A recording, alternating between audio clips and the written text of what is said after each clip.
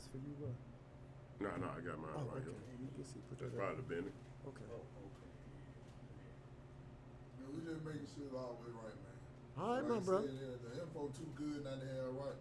Yeah, because I'm going to bring it, bro. Make no mistake about it. Yeah, You asked me about it. We sat here and talked. I made my point and everything, but I said, you know what? Your dad is one of my best supporters, bro. Hey, where you at your title on this? Huh? Where you at your title on this? My title. Even though we put it in, What about? just ask My title? right What there. about? You go back and see.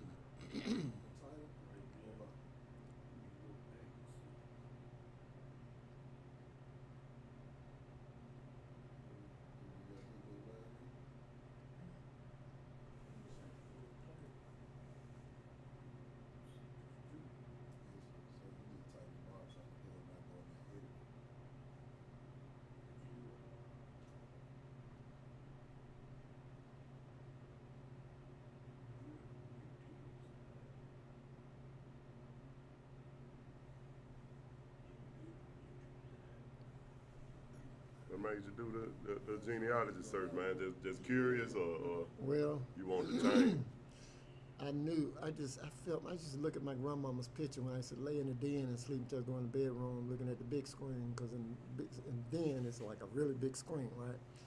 And I used to it was like my grandmama's title, and she was about as dark as this right here. And Santa had them high cheekbones. I said, man, she got to be from East Africa, Mali, somewhere like that, Sudan, Ethiopia. Got to be. My granddaddy, her husband, Gotcha. he looked like a European. He had green eyes. They had to ask him, was he they said, Slick, is you a nigga or a white man? He told me what they said exactly. He said, boss, I'm a nigga, just like that. But he had green eyes. That was my daddy's dad. But my daddy was about your complexion, maybe just a tad lighter. And he was a big old burly. I don't know how the hell Mama Sally got that. Yeah. Granddaddy, Uncle B, Uncle P, some big dudes, man. Yeah. Big guys. When Dad used to come on the driveway, bruh, them was days when the black man had the house in order. Yes, sir. You hear that truck coming up, that car coming up. Yeah. The house got in order, bro. The food was on the table. Because he was straight. He had to wear a belt. He was carved and cut. So anyway, I just kept looking, and everybody got the facial features of Grandpa. And so I was just curious. I said, Grandma talking to me from the grave. Get it done now while I can for everybody dead. I had but two left, an aunt and an uncle. And so that's what I did. And when I got it done, I remember all the things Granddad had told me about on this side of the water, right? South Carolina. I said, well, a lot of us come in mostly from South Carolina. Do you know he was exactly right? And everything he told me, bro. He said Charleston, South Carolina. I said, well, damn, Pop, that was I actually called him Pop, because my dad, I called him Pop. I never called him by his first name. And his father, I called him Pop. Pa, I'm sorry. And everything he told me, man, I got it back to 1815, him, bro. Did you hear me? 1815. Yeah. I got it up to York, Carolina. And boy, everything he told me. Africa. No, I'm talking about everybody that was over here. Okay. Before they, Okay, where they came over on the slave where ships. they originated here. Where they came on the slave ships. Where they came over on the slave ships. I got all the way to York, Carolina. So from there, I knew all the history, all the way down to Montgomery, Lowndes County, all those places. But it was fascinating, man. And I looked at my grandmama, and when I got that result, I said, my goodness, I knew it was East Africa because of her cheekbone. And then she was tall and All right. The awaited That's podcast of the year. We've been down for a minute because we've been doing a little traveling, a little working, a little grinding, and a little shining. But nevertheless, we're a little late. But sometimes when you're late, that's when you get the best thing that you've been waiting for. Yes, and I have the privilege to have him on this lovely podcast, Barbershop Storage Podcast, episode 136, 2025, the year of our Lord. Still going. Nose is in the building. Yes, sir. Keep that info for you. Mr. Kamau, Afrika is in the building. Made Oriole candidate. Oh, excuse me. Might just go and say, Mr. Mayor, you know, hey, they say that if you don't speak it, hey, what it is, you got to be able to speak it into existence. And we're going to see about speaking it up now. This man said he real, he from Smithfield, he changed the name in 85. That's how serious he was about what he was talking about doing. So now, we get the honor to honor brother. Kamau, Africa. Yeah! Oh, good, man. Let's do it. All right. Yeah, man. We appreciate you coming on, man. All right. Appreciate you coming on. Okay. Sorry for the technical difficulties, man. We ain't been crunk up in about 6 months.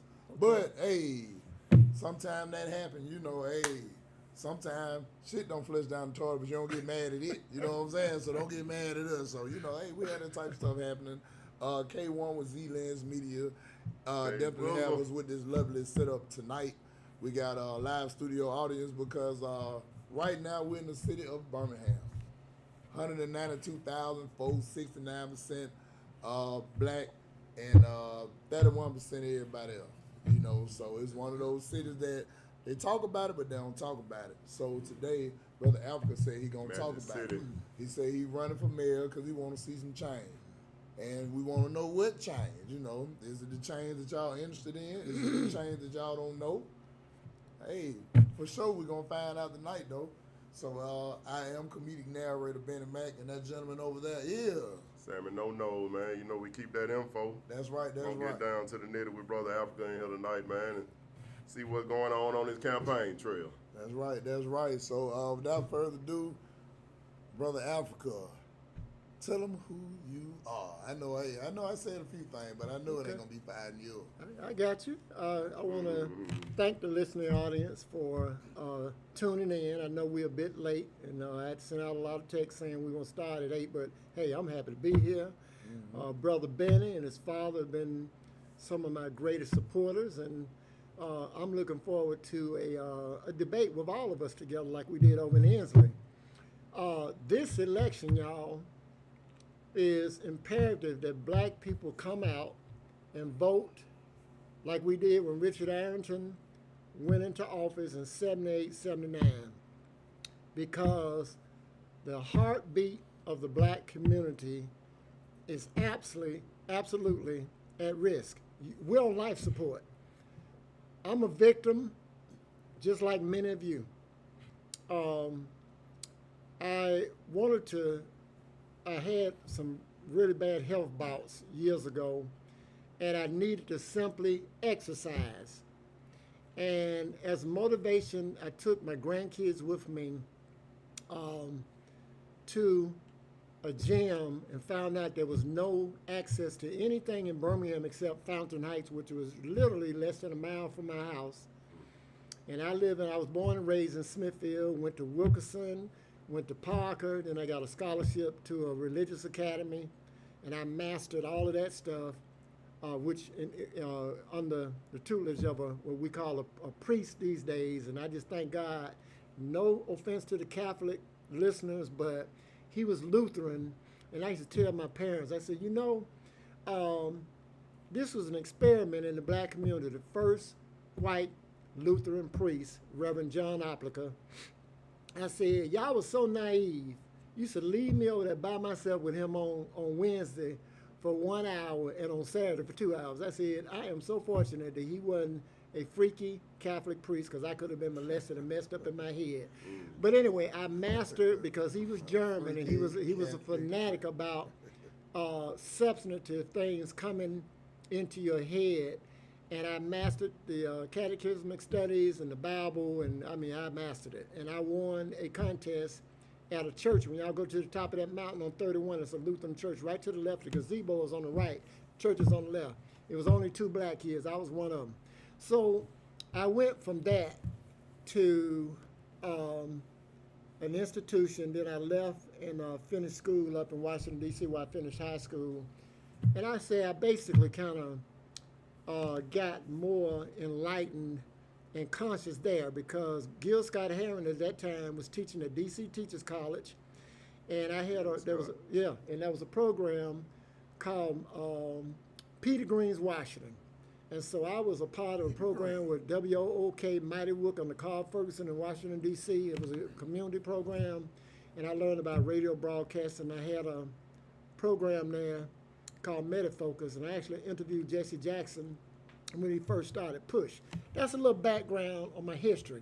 When I came back to Birmingham, it's because I was in college up there, and then I came back here, and I went over to Lawson first, got those 2 years out the way, transferred over to Birmingham Southern, and finished up there in, I believe it was 84, 85, somewhere around there, and then went over to Sanford for a high degree.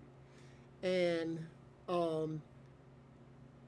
woke up when I came back here. During that time in 79, Arrington had just gotten into office, and black folks were going crazy. Black businesses were bustling all over this city. We had a Black Wall Street in Inslee. We had bustling businesses down on 4th Avenue. I ain't talking about just a few barbershops, y'all. We had a movie theater on 8th Avenue when I was a child. Did y'all know that? A movie theater on 8th Avenue. It's a church now. And so I look. Owned and operated by blacks? Yes, Okay. the projectionist lived across the street from me, Mr. Harris, Shorty, we call him.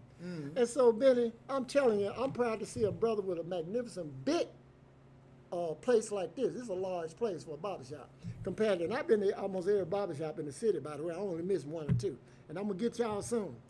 But anyway, I looked at how we don't have anything to represent. Benny, you say the population is 69% black now. But y'all, I know most of you say the folk we've been, putting in office, they don't represent us, they represent themselves. And we got a lot of fakers and liars, and in the words of a brother named Lee Randall, lovers of lies that are out here. We got people running that don't live in our city but still live out in Forestdale at 63 Longleaf Circle. Now, Brother Africa, some of the black community would call that snitching, man. You done broke out snitching on folks, man. We're talking about transparency. Well, no, We're talking about integrity. Well, excuse me, dry snitching. Okay. I didn't call no names. We didn't call no names. But I will say, this person did come to my community to 924. Reverend Abraham Woods, which was right behind Lincoln School, and they rented an apartment for about $800 a month. See, I know everything going on in Smithfield, everything, because I was the head of the Merchant Association over there. Smithfield is the only community that they did not leave out of what is called the Opportunity Zone. What is that? When we're talking about businesses that I saw as a child growing up, y'all, if you're in a federal opportunity zone, and I urge you all to go to briancrice.com. briancrice.com. Yeah. Now, Brian K. Yeah. And you can read all of the criminal activity and the things that he went through in Inslee. And I thought about this. Here's a young brother, 41, 42, 43 years old, and I met him. He didn't trust me at first. And we started talking about the devastation. I don't see no development in Wylam, no development in the Pratt Business District, no development in none of downtown Inslee. But brother, all left out the opportunity zone. Every one of them. But let me ask you this though, Brother Alfred. Just looking at that from another perspective, wouldn't that be kind of on the community? No. And the reason why I say that is because, if somebody's arguing with it from the other side, it was like, well, I mean, if you want a store there, you can put a store.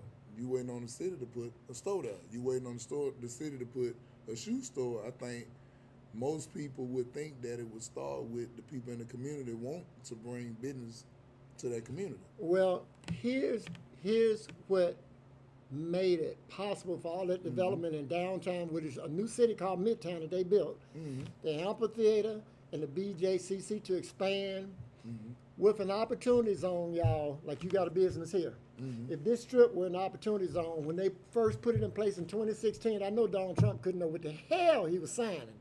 Because had our people been conscious and awake in those neighborhood association meetings, they'd have been raising hell with the guy that was head of the economic development. And by the way, it's either they took advantage around the wood fan or he was up with the trick. It's one or the other now.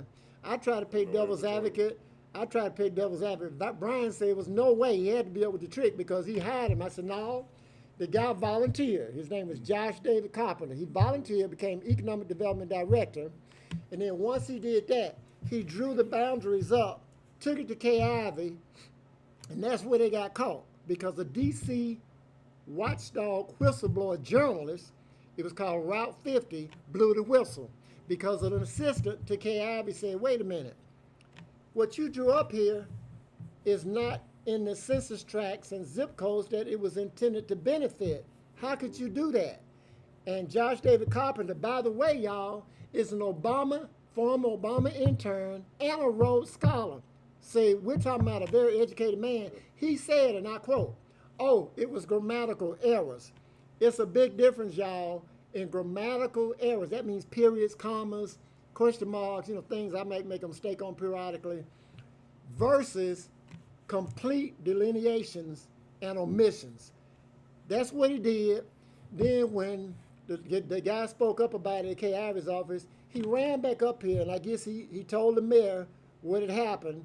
Then they went back down there to ask K. Ivy to sign it, to let them amend it.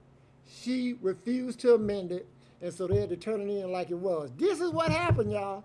And so let me tell you about. Speak to the areas, but before you take it further, speak to some of the areas that they were included, right? Okay. And that were omitted Thank you. in those opportunity zones, and so people can understand and so here, where you're coming from. Right. So here's what you see. They took it away from all of downtown Inslee. And they took it away from all of the downtown business district of Pratt City. I don't care if it was 3 or 4 blocks. They developed Woodlawn up here. They developed the new area called Midtown. They took it away from half of 5 Points West. They took it away you go to downtown Wylam, the little business district where the library is. You got 4, 5, 6 blocks there. I think Reverend Herman Henderson owned a lot of property over there. They took it away from there. What's the benefit? Right. What's the benefit? Now, Benny hit that, okay? The benefit is when they first set that opportunity zone up in 2016, if you were a business there, like anything you spend in here to enhance your business, 100% tax write-off. Do y'all understand the impetus? And it is very important. That's an initiative to get people to invest in that community. They took it away from the black community. And what did they do?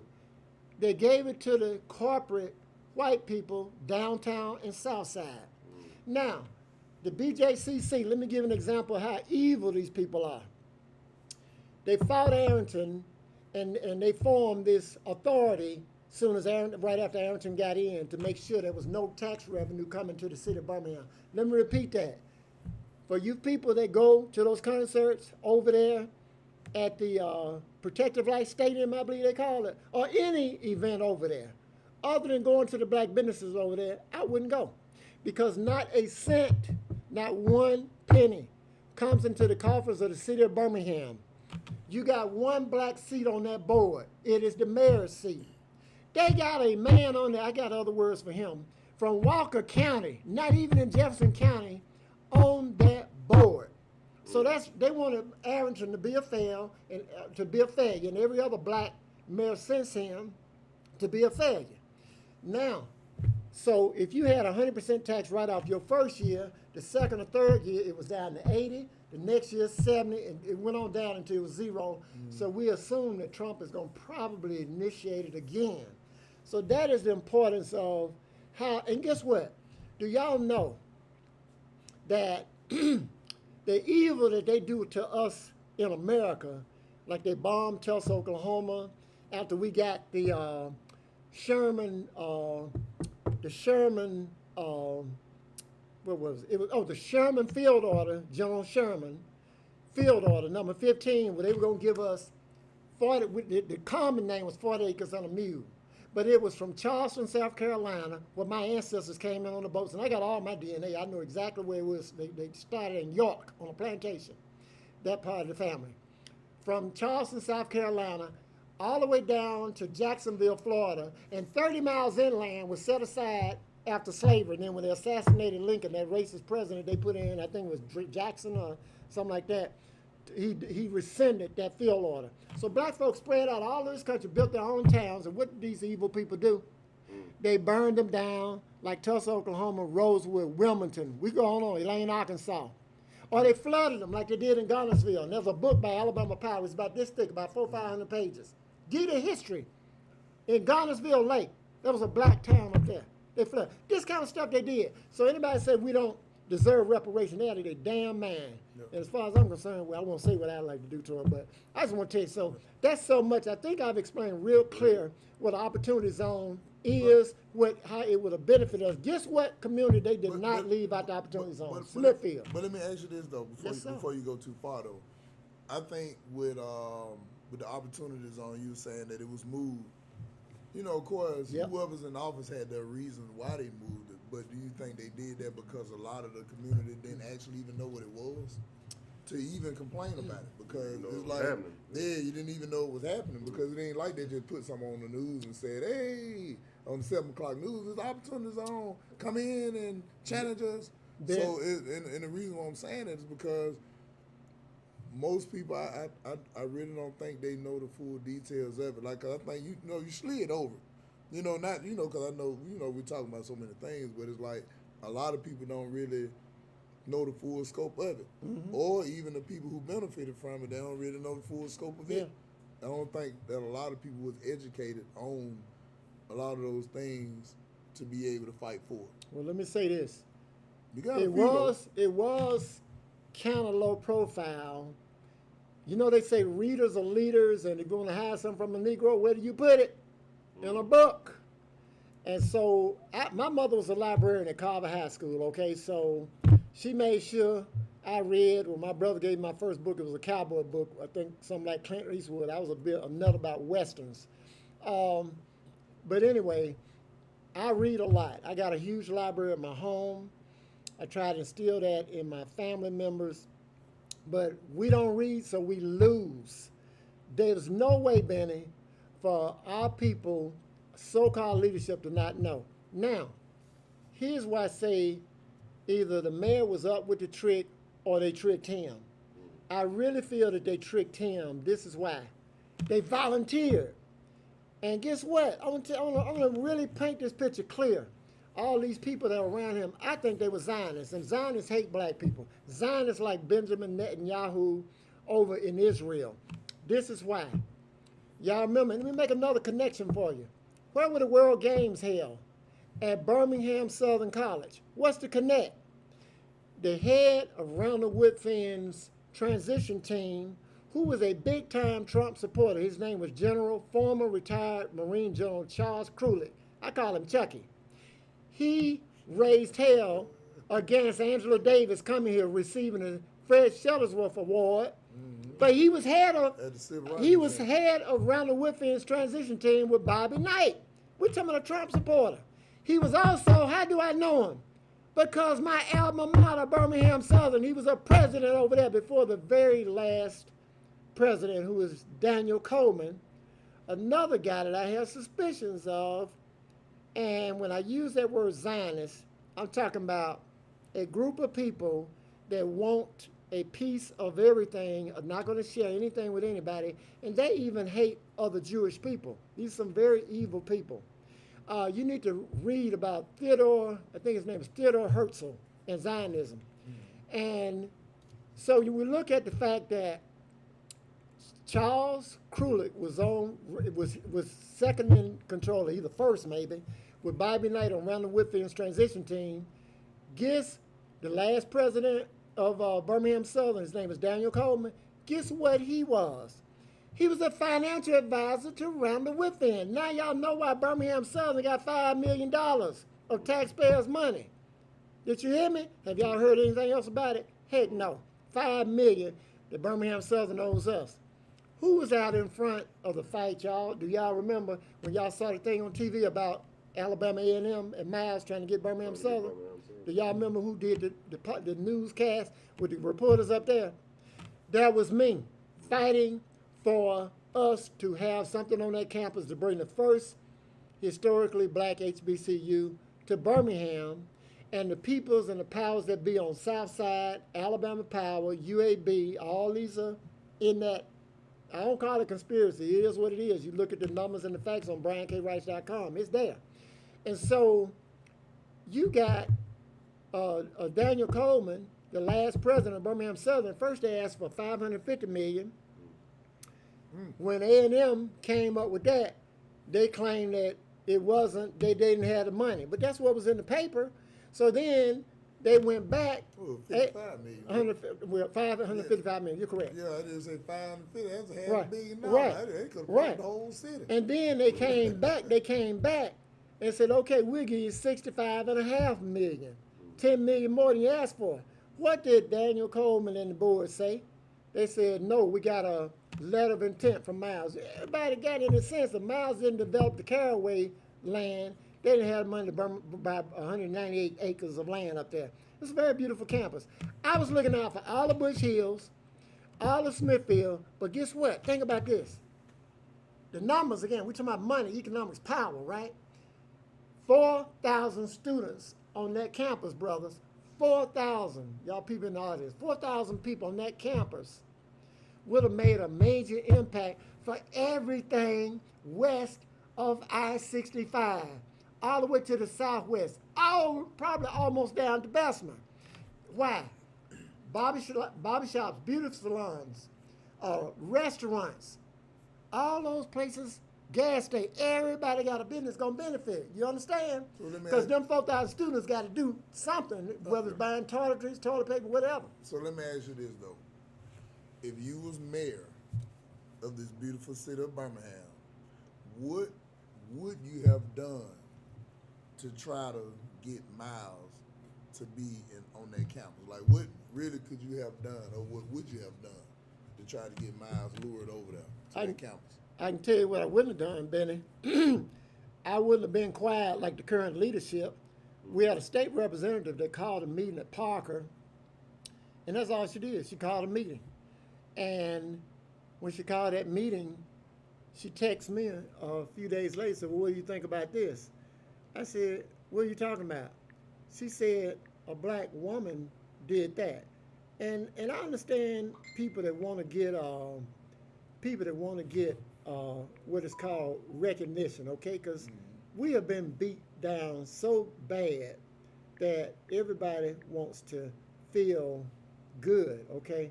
So, Benny, see, I ain't gonna talk. I'm gonna show you evidence, okay? Benny, do you mind reading something? Do you mind? Do you mind? This was the response, okay? And look at the date on that. I want you to read the date out. This is what the representative said. I ain't calling the name, but everybody know who it is. That's what the representative said. Just read that first part. This is right after the meeting at Park High School. And about the most right-wing, anti-Constitution person with her at Parker High School. And black folks, we went there like a flying milk. Read the first time. Yeah, read the date, the time, the date. Tuesday, May 30th, 2023, the year of our Lord. Did you call me to say thank you for BSC, Birmingham Southern College? A black woman did that. Did y'all hear that? That was May 30th, 2023. Okay? So she said, "You called me to thank me, pat me on the back. I'm for giving the sister her flowers while she can see them and smell them." But I said, "What did you do?" Now you read this. You make sure they hear that. That was my response to her. Did you demand anything for our tax dollars? I simply wanted to share the update on Birmingham Southern because I got a call from the newly appointed Director of Community Outreach. I sent that email out demanding if my tax dollars were given to a private institution. The council and the county commission must create a race equity index monitor to get the current 4 black pros, professional. Oh, okay, all right. Yeah. Then you put the 2 shot on. Right, I got you. Go Full ahead. tenure to hire 2 black recruiters, hire at least 1 black coach per athletic sport, 25% across the board in general and professional service contracts and hiring. After hiring, ensure promotion and retention. That's what he had said right there. And that's what I asked our representative. I said, "You bragging about just holding a meeting. Did you ask for anything?" See, this is the way I think. You put me in there, we're going to change the entire character of this city. You know, these other folk downtown in South, and these MAGA crazy people, they got mad when they saw the move of Black Panther because it showed us in a position of power, clean living, healthy, and not dependent on them. And they went crazy. I can't remember some of them, these talking heads. They went crazy over a movie, y'all, a fictitious movie called Black Panther 1. I mean, that's what they did. They went crazy.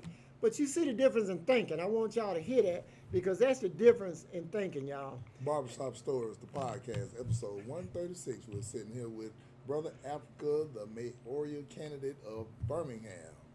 Well, don't you think that's why some of the, well, I ain't gonna say some of, don't you think that's why the candidate that's usually in the forefront, or the candidate that's been elected and going back up for what, second or third term? Third term.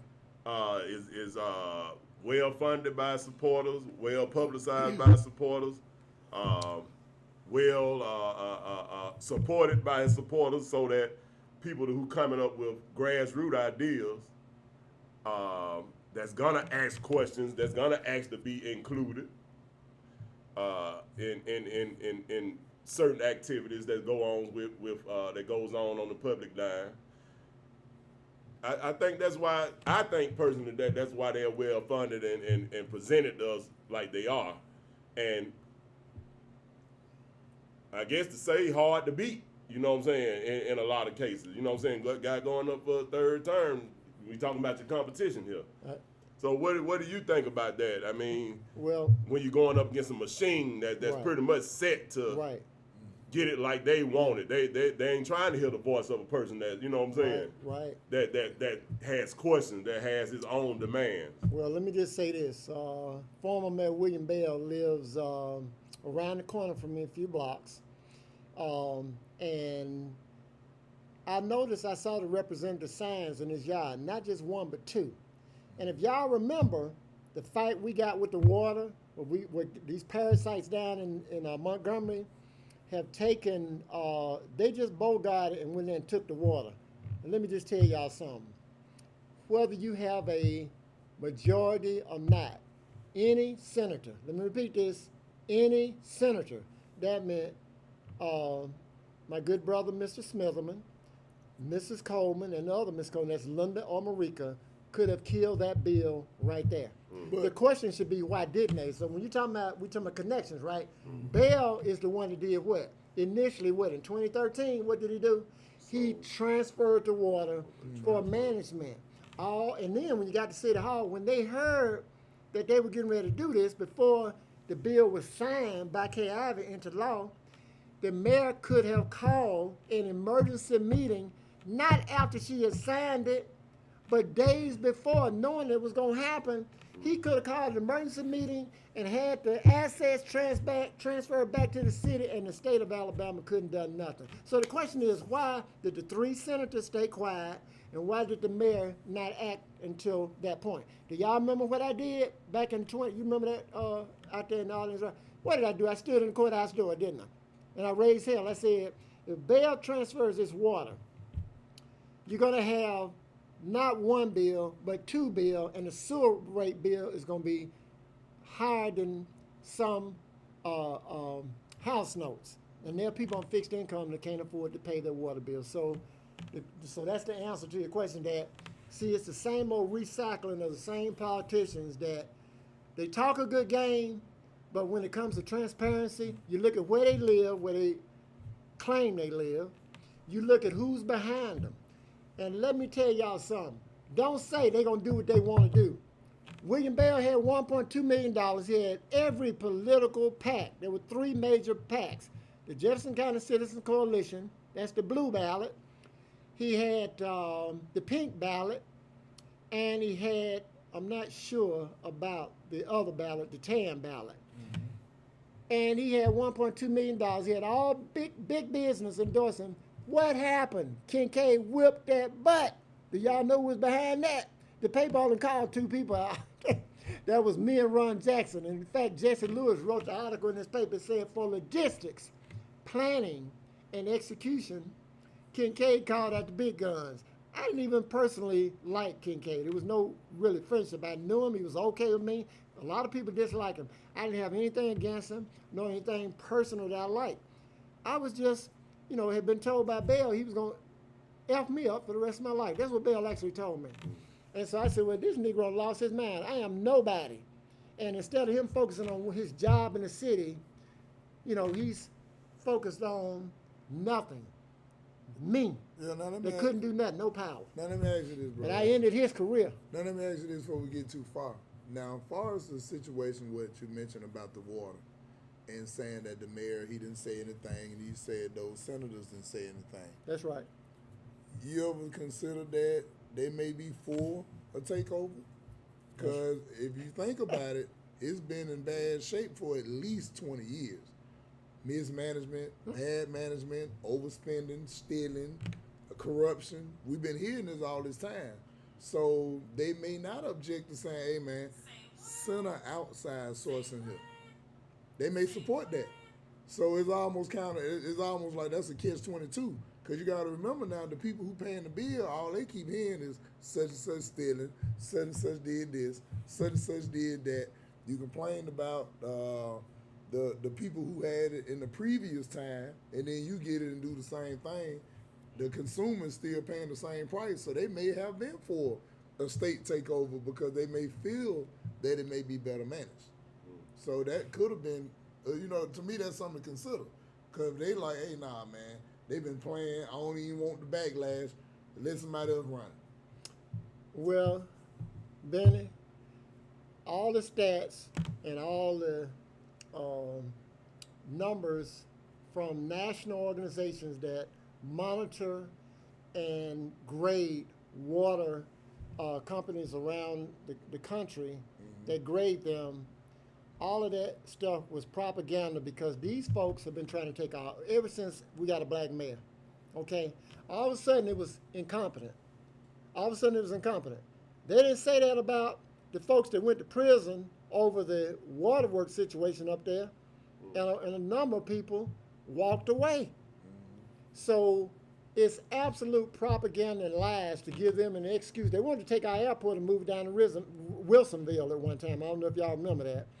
So anything that made this black city money that was profitable, and especially we're talking about a $2.2 billion water system, what we should be concerned about more than them taking control of it is that now that we have biological weapons that can be from where the Genome Project can determine who it wants to kill by putting your water supply, your gas. In other words, melanated people could die just by putting certain things in it. It wouldn't kill people that are non-melanated. Did y'all know that? Won't be the first Like time you have, let me think, there's certain specific diseases that different people have. Black folks are known for issues with, what is it, how am I missing that? We're known, like Jewish people are known for certain diseases. Black folks are known for a certain disease. Sickle cell for black folks, okay? I forgot the one for Jewish people. They got, every group is different. We're all human beings, but every group is different. They have the ability now, y'all, this is what's scary, to do this. Don't you think for 1 minute that the people that in Florida, Louisiana, Mississippi, South Carolina, Georgia, fed live black babies to alligators for fun? We ain't even talking about in slavery. We're talking about during that period and after. They fed live black babies to alligators for fun. For fun. We ain't going to talk about slavery. We're not going to talk about after slavery. How many people got hung? Do not think for 1 minute the evil that they have, not all of them, but you know who I'm talking about. Some of these really crazy, like the one that went up there and shot, and I ain't got any more love for the Democrats or the Republicans. I judge people based on how they treat me. Whatever their skin color is or it's not, how do you treat me? Don't talk a good game, show me. So, no, that's straight BS when they talk about these are incompetent people, okay? The people at the county commission weren't incompetent, and they get all these things that are going down. So no, that is straight lies. They had a very competently managed waterworks system. I'm just disappointed that the mayor didn't make a move, and I can't tell you why, because I'm telling you, now if you get the document and read it, it said Bell only transferred the assets, which means that if he had called an emergency meeting told the board, transfer it back to us, and then it would have been over. That didn't happen. The So- 3 senators didn't do nothing.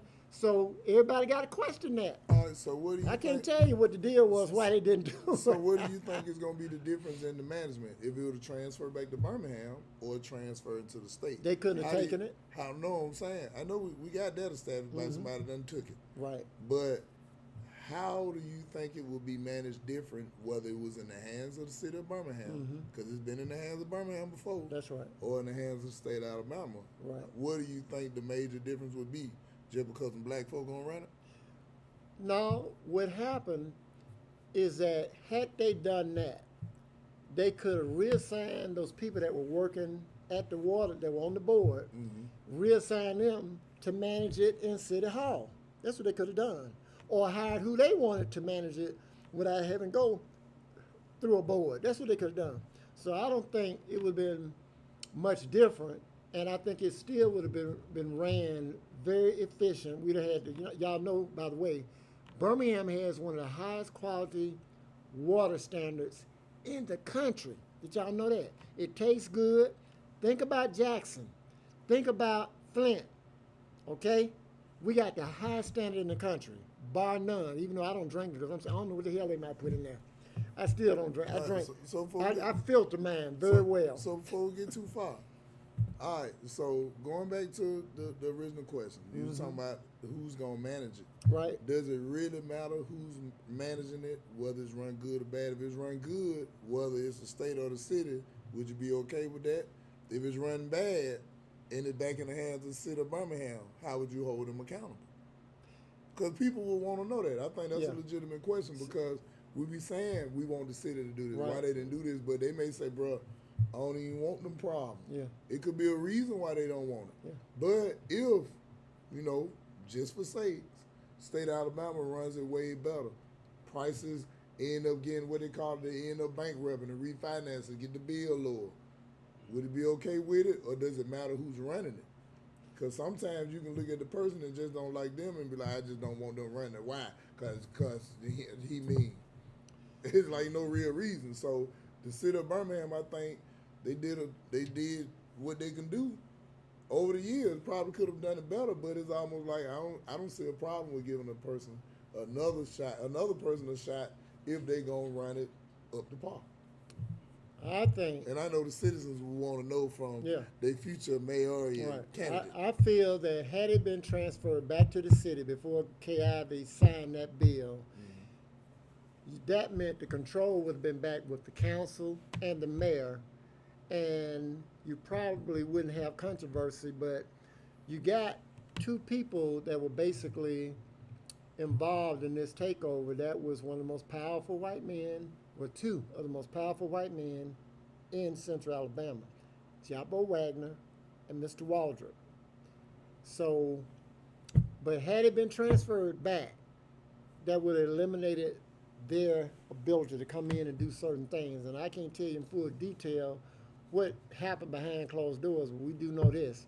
It could have been stopped, and it wasn't. And so y'all have to question, why did everybody either sit quiet or they reacted too late? They sat around and waited till she signed the bill. So that's all I can say on that particular issue there. Okay. All right. So your first 100 days in office, what you gonna do? First 100. First 100 days. Okay. Well, it's going to actually be, okay, I'm just going to tell you. The first 100 days, I'm going to look at all department heads and see what they have done over the last 3 to 6 months. I want to see what the projections are, what they're going to do, where they're going to do these projects, because I talked to some city workers, they told me, I couldn't believe this, that in Titusville, they said they hadn't had any major projects over there in what was it, 5? It was 5 or 6 years. I said, you gotta be kidding me. He said, no, I'm telling you the truth. And we ain't talking about on the low level. Okay, I won't call the name for their security. But we're talking about call my crew in, and I'm gonna see who are stakeholders. First of all, do you live in my city? If you love my city, you need to live in my city. Because the average brother and sister out there that pays their salary and some of them $160,000, and some of them $180,000. They don't live in the city limit. Their children don't go to Birmingham schools, but they got a big salary. They live outside. And so we're going to look at all those things. Then I want to see where their mind and their brain is. How much love do you have for the city based on what you got laid out? Who told you to do certain projects, and where are these projects? I'm going to focus on, we're talking about there's a process by which you can build these roads, and this process gives the roads 10 to 12 years more durability. It makes them drive softer, they're quieter. That process is not done in Birmingham, Alabama. And I know this because I learned about it, because my background was for environmental science. That's one thing, the roads. Two, how are we going to stop the violence? Well, you know, no mayor. I can't blame Ronald Woodfin or any previous mayor, but I can say that there were other things that they could have done, okay? And people got mad at me for supporting a young, black, I thought dynamic, very disciplined young police chief. And the two people that called me, I can show you the calls in my phone, was the state representative and the county commission. They got upset, called me that early that next morning, because they said, oh, well, you just going along with the mayor because he is, you know. And I just listened. I ain't going to try to argue with no woman. So I said, what I said, the camera was at my house, the news camera. I think it was 13 or one of them. And they asked me, and I gave them a sincere answer based on three things. His discipline, okay? He came up through the ranks. I personally got stopped in not one, but 3 dragnets. The first one was on 8th Avenue, going towards Legion Field, and my tag had expired, and I couldn't go get the new tag because the state of Alabama, even after I paid them extra money for the license with the star on it, I don't know where they sent my license, but it didn't come to me. I had to go back out there. I finally got it. So, and he gave me a warning that time. They caught me another time, gave me a ticket. I had to go to court. It got dismissed, and I had to pay a fine. They were real nice to me. And you got some people down there that are human beings. They don't treat you like trash. The third, and that was on, you know what? It was 4 times. I'm sorry. That was 3rd Avenue and 4th Street. They had another dragnet. Well, I'm glad I went in my Porsche. I got a Porsche Cayenne. I got a Volvo drop top, but I drive my old ragged truck, and I love my truck because I ain't got to worry about nobody trying to hijack it. And so I got. Well, I used to. I was a bad boy one day, but I got stopped at 4th Avenue and 3rd Street. Because they had a perfect dragnet. When you come from downtown, when you pass the Daiquiri bar, you come right that curve before you get to Hillerton. You can't avoid them because they out there. They caught me there. I got stopped another time by Social Security, and the 4th time, but he gave, I say he gave me a ticket. The 4th time, I got stopped in a dragnet on Rugby and a Puerto Madrid, and my God, I ain't never seen that many police over there. They had about 40 police cars out there. Let me tell y'all something, y'all. If you want it, if you got a bad tag or no insurance, they got RoboCop technology for you now. You know what happens? Because when I got pulled the first time, you go to your neighborhood meetings, you can find out what's going on. The officer told us 2 or 3 months before it happened. And all the cars now, all of them, all of them. Right. Listen carefully. If you got a bad tag, you got no insurance, or you want it, your pit, they got a buzzer that's going to go up. They can scan you for 2 blocks to the front or the back. 2 blocks now, not one, 2 blocks. They can scan you for a half block to the right or the left. In other words, you don't even see them, and that scanner goes around, and it's going to ring that buzzer. Your picture going to come up that you want it, that you got a bad tag or no insurance. They got you. And so when they, pull you over, they ain't got to ask you. They're gonna identify. Well, what's your name? You give them your name. They already looked at the monitor. They know it's you. You're going to jail that day. You're gonna get your car towed. So you better get your bicycle or a horse I ain't know. or a mule. Now, brother Africa, now we gotta get back to them first 100 now. The citizens want to know, man. You supposed to be telling them what you gonna do in Okay. the first 100 All right. days. Okay.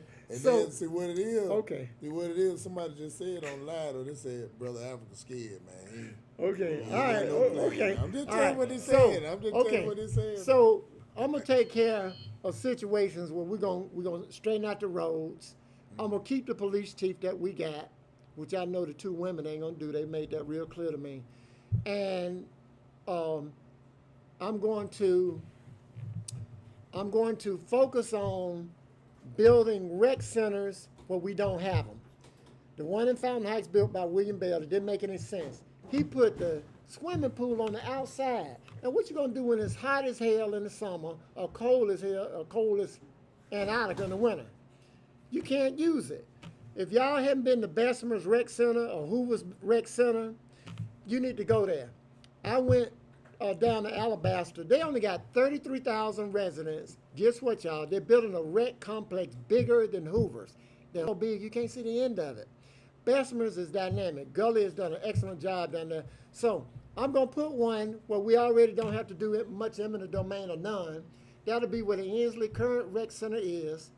It's going to be inclusive of a amphitheater with a decent capacity of maybe 2,000 to 3,000 people. I'm going to build an indoor theater for our theatrical arts. And we're going to have, of course, upgraded football fields. We're going to have an indoor track. We're going to have a health bar in there and meeting places. We're talking about something like, we're talking about, again, Larry Linford thinking 2.0 out the box, but I won't be having the Rolex watches and the fancy suits. Even got a fancy suit on now, but I'm just telling you what I'm going to do. Broke out style. Okay. And that's the first one in Inslee. The second one will be the Winona Oxmoor area off of Lakeshore. Why? Because the land is there, is undeveloped, and there's a lake out there. It's so beautiful. It is absolutely undeveloped. And why out there? Because that's where most of the growth is right now. And you can take that's some of the new growth, okay? Now what am I gonna do to finish off in the Inslee and Smithfield? We're gonna fill in those properties where they torn down so much and destroyed those communities. Pratt, Smithfield, College Hills is okay, but you know that's part of Smithfield. And so people that really don't understand, Smithfield goes from 65 all the way to Arkadelphia, that's east-west, and from Division Avenue over to the Frisco Rail track. We're gonna fill in those lots, and you'll be using that rec center at Inslee, because there's only 3 exits from my house. What else am I gonna do? I'm gonna bring somebody in, like I told you, this really brilliant person that put New Orleans back together. He's an MIT graduate. He's on the board of MIT. He speaks 8 languages, and guess what, y'all? He's a black man. He is brilliant. I'm gonna bring him in. We've already been talking. I'm gonna bring somebody in dealing with regional planning, and we already got the drawings for Inslee, for Pratt, for downtown Inslee, as well as the. See, you got the churches there. They about to close up because Church of the Islands is eating their lunch, and the preachers sitting there quiet. They don't know how to run a nonprofit and implement the Sullivan principles, where you go in with your nonprofit, you buy up the properties. Over in Atlanta, before H. Rap Brown, what they call him, Jamil El-Amin, went to prison, and I don't know what he did other than what I see on TV. I used to go over there and watch what they did in the West End. If you were young and a part of their organization there, and he was a Muslim, their church organization, he was World Community, you know, not the Nation of Islam, but the other one. And they had a store there, and I'd always see him in his long outfit. He was the imam, let's call like the preacher or the priest or whatever. If you were a young couple, especially a young married couple, you came there, you want to be a part of the community, they would take abandoned houses or rundown houses, and the whole community would come together and they would fix it up. Guess what, y'all? You had to participate, the husband and the wife, I don't care what it was, whether it was passing a paintbrush or whatever. The whole community participated. They fixed it up in a few weeks and they gave you the key. No cost, as long as you lived in that house, you understand, and stayed in that community. So we're looking at programs. You can set it up through nonprofits. Then you got lots where you can set up community gardens. These are programs that have worked in Baltimore, in Atlanta, And I want to urge you all, I got to put this in. Y'all can see can they see this down here? My website right here. Can they see it? Okay. Africa, F-O-R, Mayor. Africa spelled with a K, y'all. AfricaForMayor.com. If you go in there, then go to the menu page, okay? Forget about all my promises and my platform. Go to the menu page. When you go to the menu page, you scroll down, it's going to show you things that I've already done, so you'll know how I'm going to most likely continue on that track when I get in. But when you continue to go down, you'll see some pictures of things that I plan on doing in terms of bringing community gardens. With the rec center, you reduce crime by giving our young people something to do. You reduce high blood pressure, heart disease, potential stroke victims, hypertension. I had, at one time, I was obese, my stomach was so big I couldn't see my feet, so I'm a victim. And I had to get on a strict diet plan, shoot myself in the stomach. I had hypertension, blood clotting issues, and I was able to, through proper diet and nutrition, but the main thing is not being lazy, getting off your lazy butt and going to a gym, working out. I'm gonna fix you an athletic complex that you're going to enjoy going to. Like most of y'all are too young, but you might remember, I might remember, if y'all not in your 50s, you won't remember the 4th Avenue Y, y'all remember that? It stayed packed. It was our little Cadillac. It may have been ragged, but guess what? It stayed packed. And we were in there, we had all kinds. You're gonna have Bessemer or what they're doing in Hoover and Alabaster multiplied by 3 or 4. We're gonna do 3 of them. So that's how we're gonna reduce crime. We're gonna give our young people something to do. I'm gonna bring in things to bring academic, critical analytical thinking. All right, so your first 100 days, I'm gonna focus on doing projects in those communities. Okay. We're gonna focus on doing projects in those communities because they have been neglected. I don't have a problem with the other folk downtown and south side, except they have gotten everything sent for the last 8 years in particular. And in fact, we can go back past that. Other mayors were in office. They didn't build us no community centers except William Bell. And I said the person that designed that must have been incompetent. You don't put a swimming pool outside and you know you got crazy extreme weather like we got now. It's either too hot or too cold. So if you got the pool on the inside like Gully did in Bessemer, at least you can enjoy the gym year round. If you got a track big enough, everybody can get healthy. So that's some of the stuff I'm gonna do. I'm gonna focus on small businesses and black businesses. Why? Small businesses are the bread and butter of this country, okay? That's what I remember growing up with on 4th Avenue, Smithfield, all those areas where we had black communities, small black businesses in those areas. I ain't talking about just barbershops. We had shoe shops, we had movie theaters. I'm gonna focus on helping people to bring those businesses back in our communities. I can't even get a pizza in East Thomas. I can't get a pizza. I used to be able to. The last pizza man was Pasquale's. He was black in 5 Points West. He'd come to my house because he knew me. But most other places, because people want to rob you, kill you, steal whatever the money.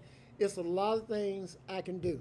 So if people are in a gym watching the next Kobe, watching the next Venus and Serena, training on that athletic complex, watching the next Michael Jordan, Dr. J, I'm going to take you on back. Dr. J,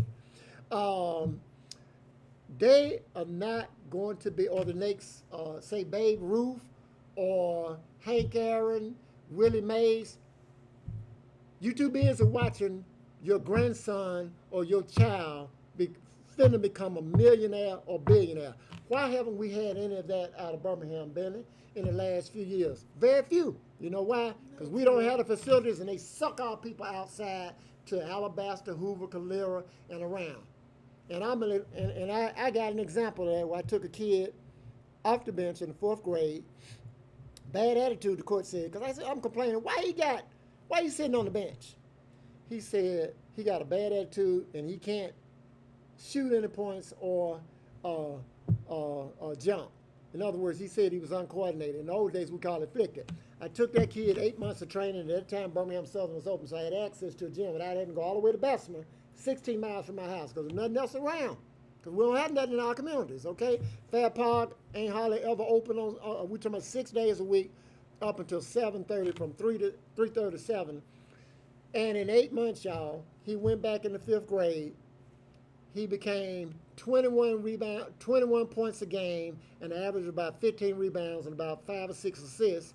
They went to the 5th grade national championship in Orlando, y'all.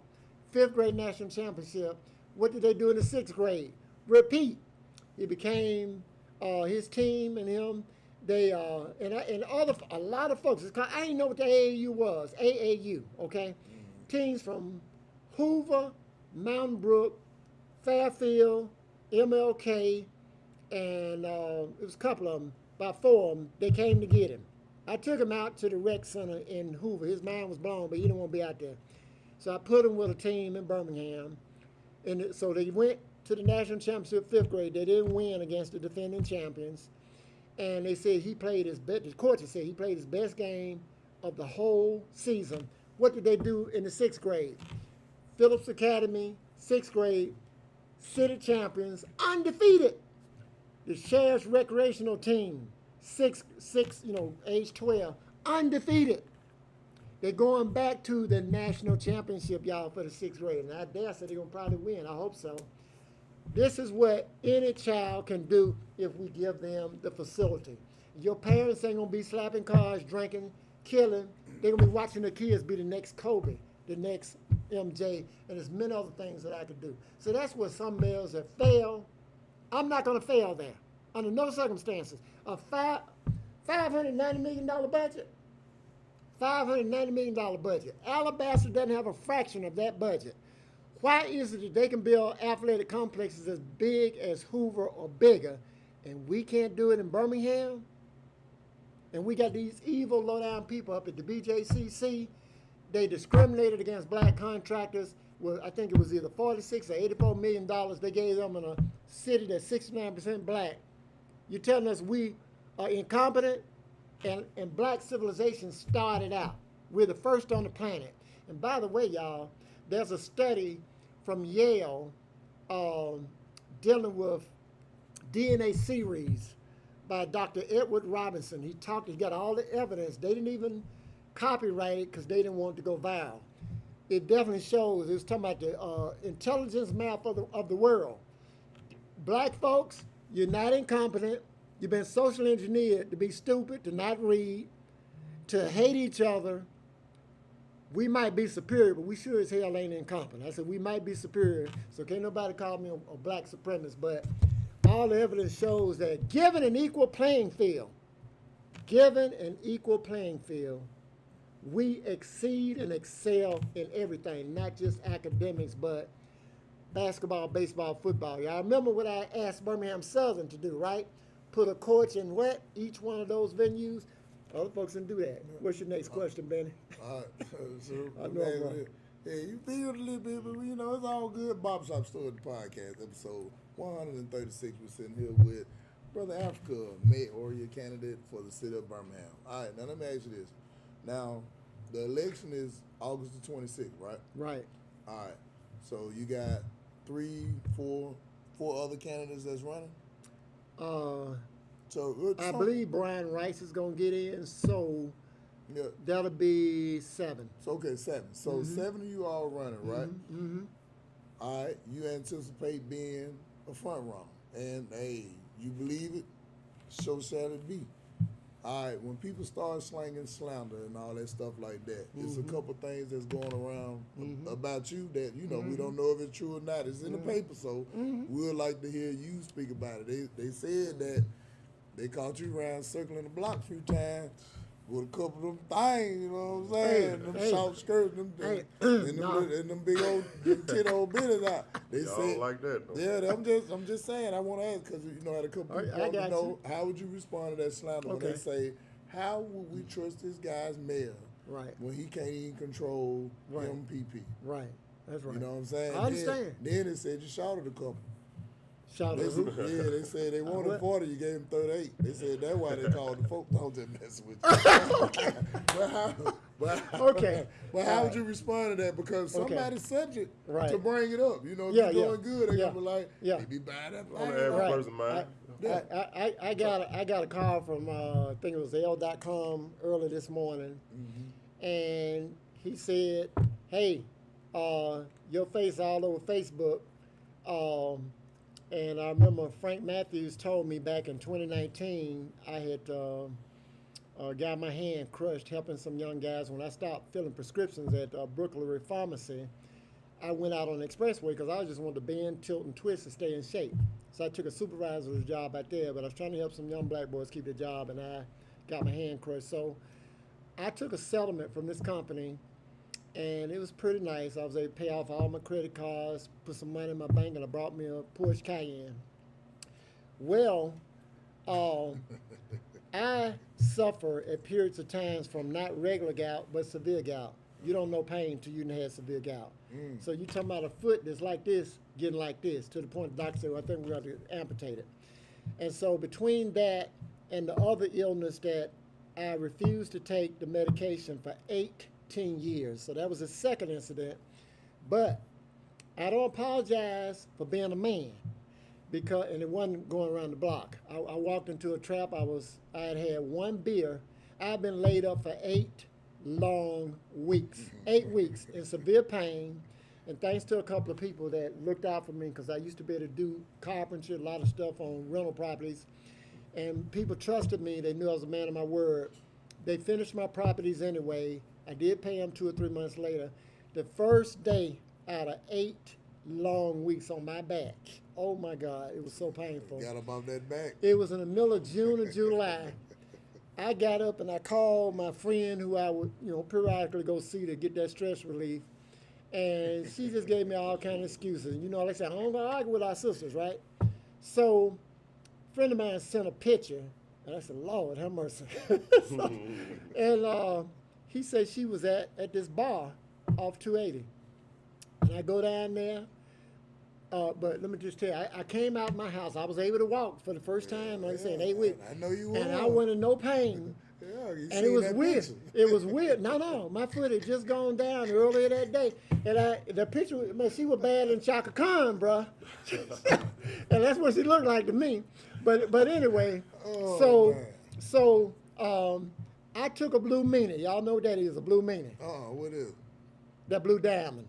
I don't know, And, man. okay, and then on the front seat, and that Porsche Cayenne is jet black, okay? In the middle of June or July, it's and I don't normally drink, but I had a steel beer. It was what's the tall boy What called? is it, Steel Reserve? Steel. Oh, yeah. It's the highest content alcohol by volume. It's It was 0.8. That's the highest in Alabama. It wasn't no stopping you. Jack. So y'all know You how was hot, steel. do y'all know how hot that beer was in that car with the windows up in the middle of June or July? When I opened the windows, I had to stand back, crank it up, hit the buttons so all the windows would go down, and just let it out and cut the air on. Because it was like an oven, open it up. So you know how hot that beer was, right? But I didn't care. I was able to walk. I just wanted to go have fun. Man, I turned that beer up, and I was crazy as hell. When I got down 280, I'm just as happy and smiling, and I see this gorgeous Beyonce type, really like Shaka Khan. Walking. No, she was standing at the bar. The So normal she was on me. the inside. She was at the bar. Okay. The normal me. When she said, after we talked for a few minutes, I never asked for any favors. I never offered anything, but she said, come down to room 126. I took my stupid butt down there and knocked on the door. Man, I was so flying so high, I didn't even flinch when the sheriff opened the door.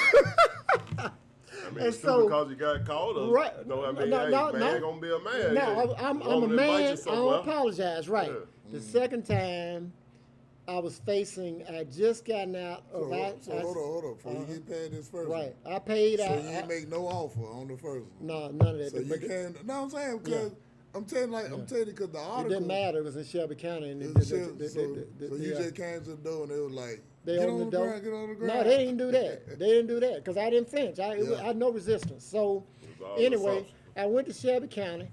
Boy, they treated me real weird because I think I had about $10,000 on my credit card, not a balance, credit limit where I could go that far. I had $500 in my pocket because, like I said, I just retired and I was feeling good. I used to go up to Huntsville and just enjoy myself. Had some really beautiful women up there I met, one or two in particular that I like. But I was just being a man. I wasn't bothering anybody. I made a mistake of taking what a friend of mine sent me a picture. He didn't say he got it off an escort site. He didn't tell me that. And so anyway, you know the rest of the story. I paid the fine. I spent about somewhere close to $4, $5, almost $6,000. And I was on probation for 2 years. Didn't get in no more trouble. Then that was in 2019. 2 years probation, a lot of fines, court, everything. The lawyer told me, he said, Kamau, I've been knowing you. I took this case because I know what they're going to do if you appeal. He said, I play golf with the judge. He used to be the DA, this Shelby County. I can't tell you what else he told me. But he said, you don't want to appeal it because they're going to give you a year. That's max, a year. He said, you already spent this money. So the next one, 2019, 2021 or 22, oh my God, I almost died. I was at UAB, not a regular IC. This is the second illness, okay? The first one, the foot was this big and went down, and I was able to walk for 2.5 days, but So every time that foot go down, that meat go up, huh? Yeah. So you become man, your foot swell up. No. I mean, y'all saw me walking in on a cane today. That's because I was at a church on Sunday, and our folk got to learn more about diet. And I'm trying to be nice and respectful and go eat something. I wouldn't eat the pork, and they didn't have no beef there. They didn't have no chicken.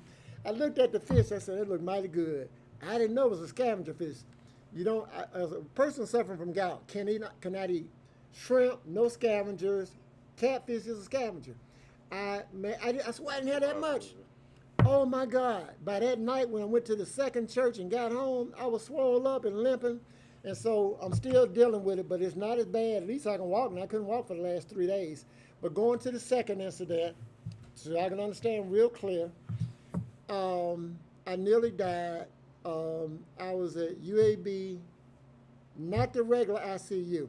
It's called ED ICU. Well, they got 2 nurses in there 24/7 to watch you. The older black woman on my right, she died. She moaned all night. The white girl on my left screaming, she was screaming all night.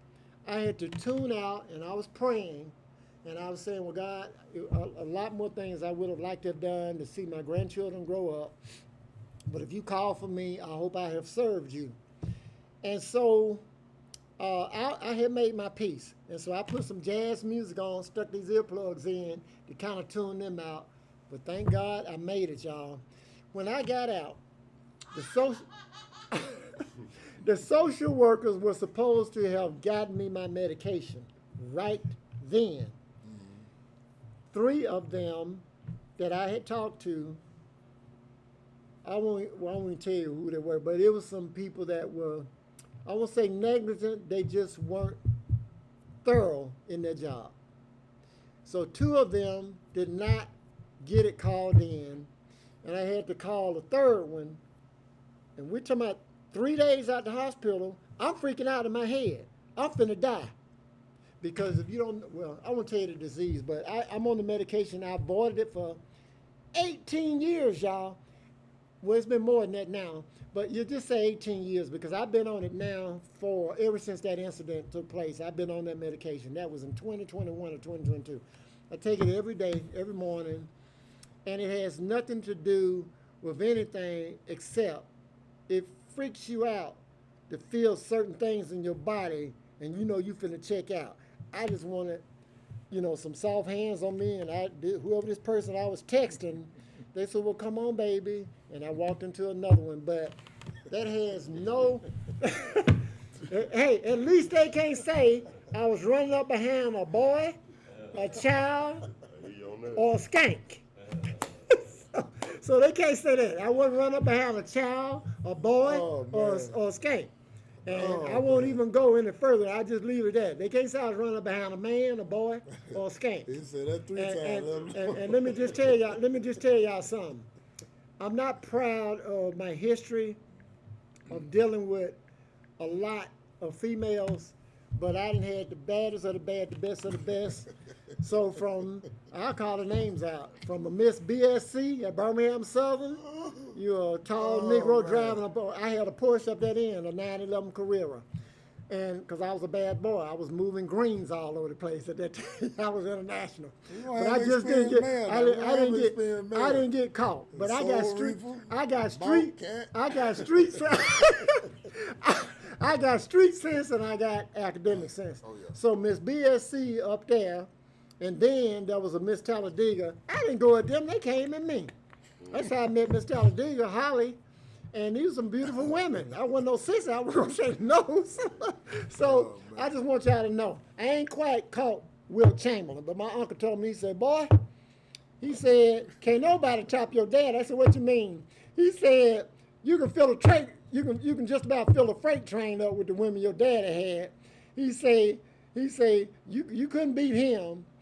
I said, well, he didn't quite beat Wilt Chamberlain, did he? He said, no. I said, well, Uncle Luke, I'm not that bad. I said, I had a lot of them. I had married women come at me. I mean, and I told them, no, that's one thing I never did. I would never cross my best friend. I tell their girlfriends no. And Lord have mercy, I ain't gonna lie. I almost got weak a couple of times. There was two women. They were so fine, intelligent black business women. I wanted them bad. I ain't gonna lie. And what they did in front of me, 100% of everybody listening, if you're a man, you would have taken you would have said okay. So you healed now, brother Kamau. Yeah, I'm cool. I ain't got jungle fever. I never had it. I went through a lot of them. You name the flavors, I've been there and done them. I'm not anti any woman. We need to play that with the bid. But again, in no ways goes against when you go on my website and you compare what I have done in my community for 40 years and compare to what everybody else has done, but they got paid to do their job, whether it was the county commission or the state representative or run a nonprofit. They got public money to do their job. They can't tell you they did anything as a volunteer and love for the people and the community. They cannot do that. So you look at those 16 items on this community service record, it is profound. You can put all of them together. They can't touch me. They can't touch me. And that's how I will serve you and this entire city as mayor, but particularly those of you that feel neglected and left out and feel that, well, they ain't gonna do nothing but what they want to do anyway. No, they won't do that on my watch. I'm gonna do some cleaning up. I'm gonna do some cleaning up in the police department where we got liars up there. We got crooked people up there. It took them 4 months to arrest a guy in North Precinct. They didn't arrest him until I took the gloves off. I said, now I would like to get the FOP endorsement. I said, but man, this guy, I could have shot him. But I didn't feel it was appropriate to take another man's life, particularly a brother that looked like me, whom I knew. But he came out of his car like a raging bull with a steel helmet at me to hit, and he busted my window out. I took off. I just took a picture of his car. That's all I was doing. I won't tell why. But I did that, and I had to turn it in to some authorities so they could see, because I went to court. He owed me about $8,000, and I had no recourse because I've been through hell, y'all, because the federal law says you can't garnish their wages if they make under $1,000 a pay period. He made $720 a week, y'all, $720 a week. That was one thing. Then I had another situation where a guy stayed in my house 11 months. Now, the first one was stayed in my house. The judge said, why you staying in this man's house 17 months and owe him this money? The other one stayed in the house 11 months. It was $1,000 a month. He owed me $11,000. So you go through that. You go through a bank making mistakes, a lot of financial pain, then the physical pain. Thank God UAB's, my doctor, wrote a letter. So when the press looked at it at my house, I said, look, here's my record here. Here's all the stuff I've been through. You can print what you want, but that the facts are right there. Normal, he said, the doctor said, in most situations, most people that have been through the physical and financial things that I went through, losing almost $1 million in real estate, because of other people's, not my bad judgment. I was always a fiscal conservative person. They would have probably committed suicide or an easy way out or overdose. I didn't do that. I chose to find the soft touch of a woman if I could get it.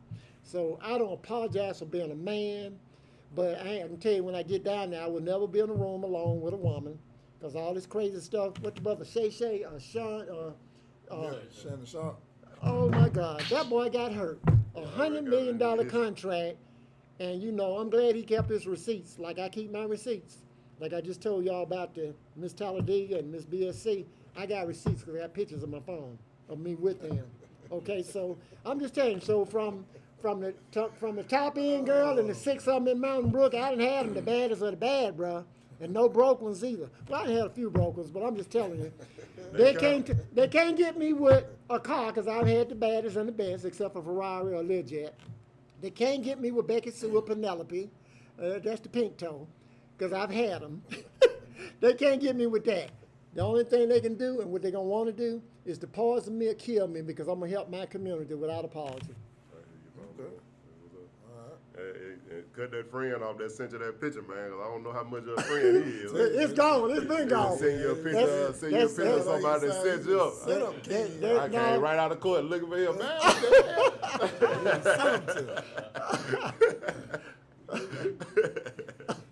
You owe me $4,000, $5,000. That was almost $6,000, bro. Ain't no doubt. The lawyer wasn't cheap. Ain't no And doubt. the fines for 2 years wasn't cheap.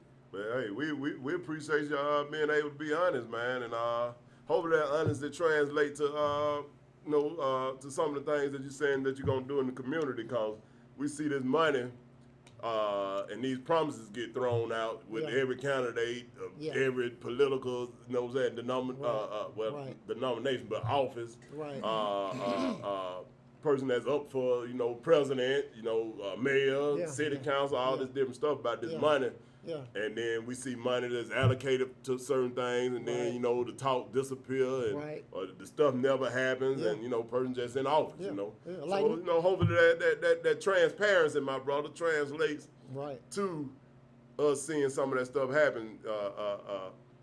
If you achieve your goal of being mayor of the city, man. Yeah, I'm gonna take care of those communities that I mentioned that have been neglected first. And the way you know what I'm gonna do again is go to my website, click on the menu, the 3 lines, then go over to the about, go over to the community service record, which is profound of 40 years. In Smithfield, by the way, we got federal funding for about $50 million, you mentioned, I think, Benny. And they put these big, beautiful signs up of what they were gonna do on the east side of Parker High School. They put it up on Center Street by Smithfield Court. Let me think where they had the other one. They put one on Center Street by Smithfield Court and one on the side of Parker. It was one more. I can't remember where it was. Y'all know something? I was down there at the Dog and Pony Show. It was hotter than hell down there behind the Bethlehem House, Bethlehem Court. And they got this big tent. The mayor got this big check from HUD. We heard all this talk. All on TV. It was all on CNN, y'all. Smithfield receives whatever from HUD. You go down there now, guess what has happened?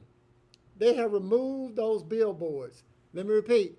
They have removed those billboards. Billboards used to stay there till the project is completed. Why do you think that's so? Why do you think the Fun Center in 5 Points West that we've been promised for 4 years, and I think the mayor said Family Fun, the Family Fun Center. He said on the radio a few weeks ago that there were legalities, okay?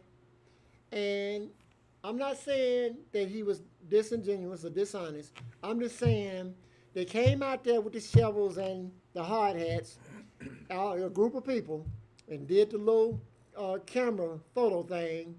Then they put a fence up the other week. I ain't seen one bulldozer out there doing anything, no foundation being laid. That's 5 Points West. And again, the only part of 5 Points West is in the opportunity zone. Is where you see the hotel, the pharmacy, Starbucks, and of course, what you say it was Applebee's. Applebee's, and where Augusta has his place on the side there. That's it. And so the question has to be, why is it that things take so long when it comes to the black community, but when it comes to downtown and south side, everything gets done quick, fast, and in a hurry? Why did Birmingham Southern, why did current leadership, or none of these folk that we talked about, the state representative of the county commission person, speak up about Birmingham Southern? Why was it just me? I don't hold political office, but I went up there and put Alabama A&M. Everybody that got any ties to Alabama A&M, you should run to the polls to vote for me. You should get all your family members. This is the biggest alumni group in Birmingham, Alabama A&M. Should be no doubt in your mind as to who you should vote for. And by the way, I didn't have to go through any third person. I had direct contact in A&M's president's office. And do you know what that other commissioner up there did? When a person spoke up, when we talking about money in black hands, your biggest money maker in this city, Magic City Classic, controlled by Gene Holman, I believe. Well, when somebody asked to read the documentation after they said, okay, we got it done, and that person asked to read the documentation, he said, well, everything's in there that you said. He said, yeah, but I want to read it. They said, yeah, I want to read it. Well, don't you trust me? And just think about that, y'all. Negro, go by what I tell you and what I say, not by what you think. Why you got to go and read behind what I'm telling you is there? And so that other county commissioner picked the phone up and was very belligerent and anti this person as a result of them wanting to ask the question as to what was in the terms of the contract. Think about that. 63 million, I think that thing brings in every year. And this other county commissioner did not want anybody to question these white people.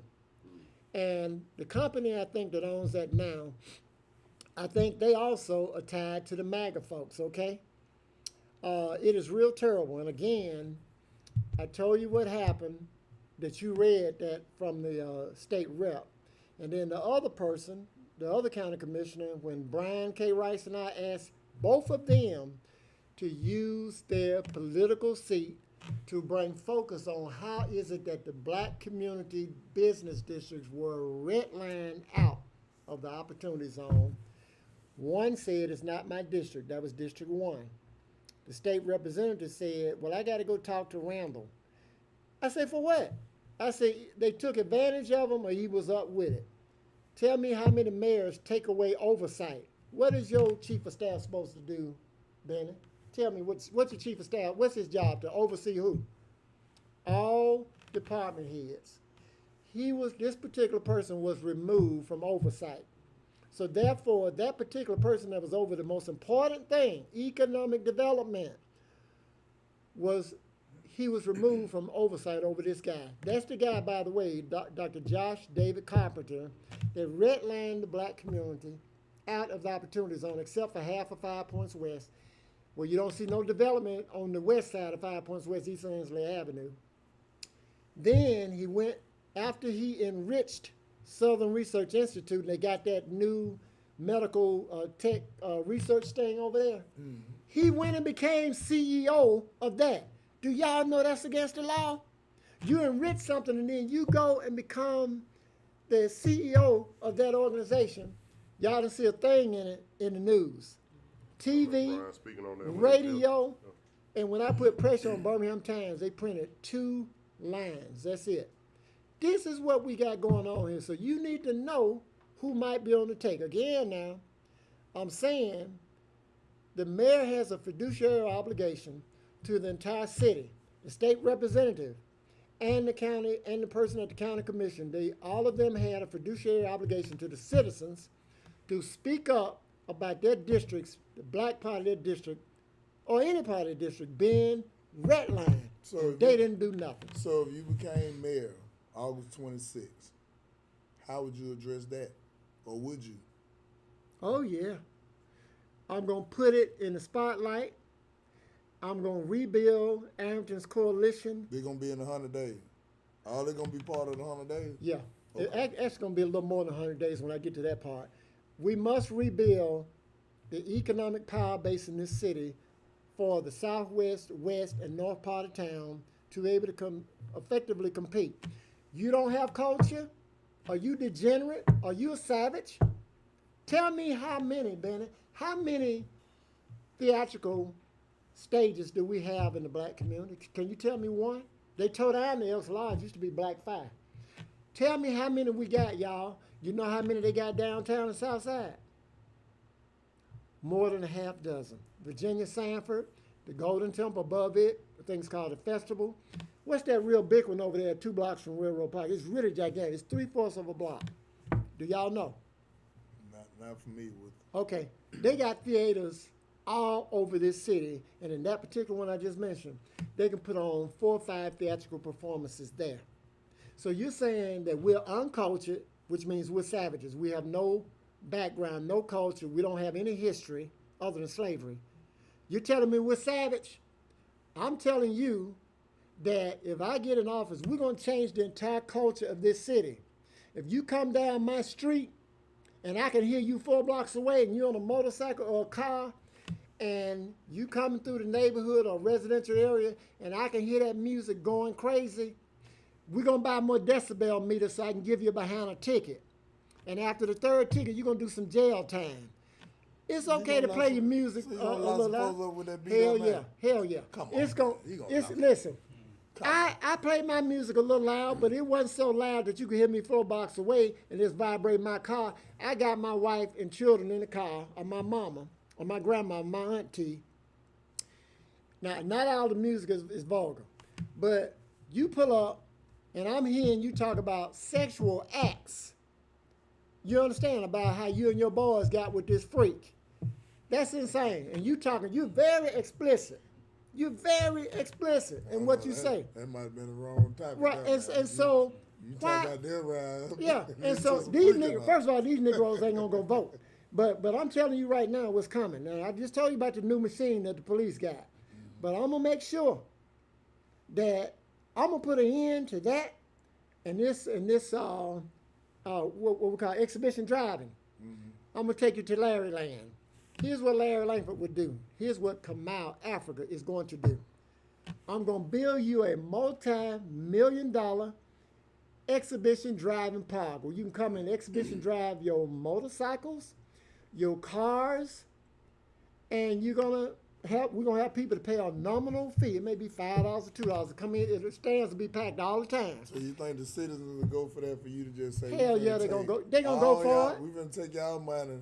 They to gonna go bid for these it. folks to take some regular cars on that race. It's better for them to do that than risk somebody losing their life that's driving the car as well as hitting somebody. We've had a few people lose life, or them to tear up the downtown streets by running into somebody's building.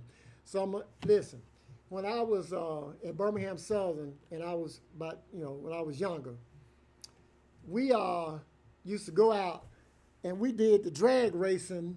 I didn't race that 911 Carrera much. But we drag race out there in what's called Oxmoor Industrial Park. They had a straight strip. Anybody remember that? It was straight. It was about what? It was over a mile, almost a mile. Yeah. Right. Yeah. Exactly. Yeah. And so you talking about a place on Sunday when we go on Sunday, it was not inhabited because nobody was working. We had the spotters down there, the spotters at the top, the flag man, the drop. We're all on the side. They're going straight. So did I do this? See, I'm telling you, from experience, you want a person that's got the experience. And I understand you brothers want to show your ride off. We're going to give you a place that used to be Last of the Mountain. You remember that? Mm-hmm. Okay. We're going to give you a new facility where you can do exhibition driving. You can do that.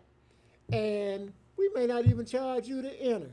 But the folk coming in to watch this stuff, they got to pay something because we got to pay for the facility being built by the city. And it's going to be safe. But if I catch your behind or my officers catch you doing, I was over by Sardis Church this past Saturday. We had two fools in Dodge Charge and Challenger. They came up and down, that was 4th Avenue. Just loud and just up and down the street for about 3 blocks. Getting it. I mean, gunning it hard. I wanted to grab my car and beat the ass myself, excuse my language. But What you was I'm gonna stop it. What you I'm was going at? to stop it. Make no mistake about it. What you was there when you said that? Oh, You I in was that out. truck? No, I was no. Oh, I I was. didn't say you were gonna kill No, him in that I truck. had my truck run good now. I got a That's all you would've heard. I got a Vortex motor, but I can't outrun that. That Porsche I run some of those. I have 550 horses in that Porsche. You know the last thing you Twin heard, turbo. Brother Africa. You know the What's last that? thing you The heard. squishing of the wheel of the gear change. That's all you heard. And so now I was up there talking to the folks at Sardis. They had a Father's Day picnic up there. I was up there talking to them and listened to some good music, and it was mostly You elder went up people. loud with. But Went up loud with. the brother was bumping okay. it. It wasn't So you real should've went loud. to jail. He was they wasn't that loud. It was you. He was bumping it, but that Charger and that Challenger was way out of control. We're talking about a residential street, y'all. He went on 3rd Avenue, it was 1 block over. He on 4th Avenue West, up there with Sardis Baptist Church. Just what they're doing. They live up in that area. I'm gonna put an end to that. I'm gonna give them an opportunity. If you don't follow the law and not race in my city streets and not have your sound so far up that I can hear you 4-5 blocks away, I'm gonna give you one chance. After that, we're going to confiscate. You're going to forfeit your car, your motorcycle. That's what they did to them out on the expressway. That put an end to it for a while, but you got some folks out there stupid as hell. When we saw the sheriff come out there, when we were out there doing it when I was young, you know what we did? The sheriff came out. He got that bullhorn out. He said, you're unlawfully assembled here and you're participating in an unlawful act of drag racing. You have 5 minutes to clear the area. We in the wind. We were getting up. All right, so, And they didn't arrest nobody. all right, so let me ask you this. Brother Africa in closing. In 1 minute. Okay. In 1 minute in closing. Okay. Your 4 years as mayor, what would be your vision? What would you want to see out of all the things, the ideas, the thoughts, the locking niggas up for racing, all that stuff like that? What do you ultimately see the outcome in 4 years? Realistically. Yeah. We're going to see, not in 4 years, but 2.5 to 3 years, a calm, a clean city with paved roads where you don't tear up your nice car or get woe out from driving on these roads. Those people that tear our roads up, those utility companies or these companies that come in and build, if you tear our roads up, we're going to put something in place that you got to go back and do maintenance over it every 3 months until it's completely smooth. And again, there's a process now that's been out now about 10 years. We're going to pave roads like that so we don't have to spend, it's $1 million a mile, okay? That's what it costs to pave a road, Benny. And so I'm talking about when we pave a road, we got this new process. I mean, it makes it really smooth, really quiet. And we're going to do that to save taxpayers' dollars. We're going to change the entire culture of this city. We're going to have things that come here, bring international and global events here, I like chess. We ought to have a spelling bee here. Our children can achieve anything, like the kid playing the basketball that went to the national championship in the 5th grade and returning now. That's only because I had a facility, y'all. And we don't have anything on the level of a Hoover or even Bessemer. And I'm a victim because I had to drive that 16 miles there, one way, and back. All right, so in 2.5 years, And we're going to make some black millionaires. So I'm going to make some 2.5 black millionaires without a policy. So in 2.5 years, that's what we need to expect. 2.5 years, We're gonna expect I'm some going to black change the millionaires. culture of this city. Do you know Irondale gives free concerts, y'all? They did free jazz concerts and some country concerts all last spring and summer. Did y'all know that? Irondale. Why can't we do that here? Why we let those races up there at the BJCC? Throw some free concerts up. I ain't gonna stop. It's now. a They few. throw some- They It's throw a a few few. of them around Yeah. the city.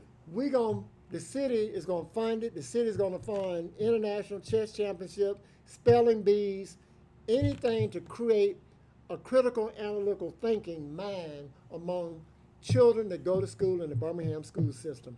We can do it. We're great builders. We're great thinkers. We had a history beyond slavery. You need to read. Read. Go to YouTube and look at Dr. John Henry Clark, Anthony Broder, Dr. Francis Wilson Crest, Dr. Yosef Ben Yakinen. There's a lot of folk you can read. You got any you want to add to it, but I don't want to get too heavy on them.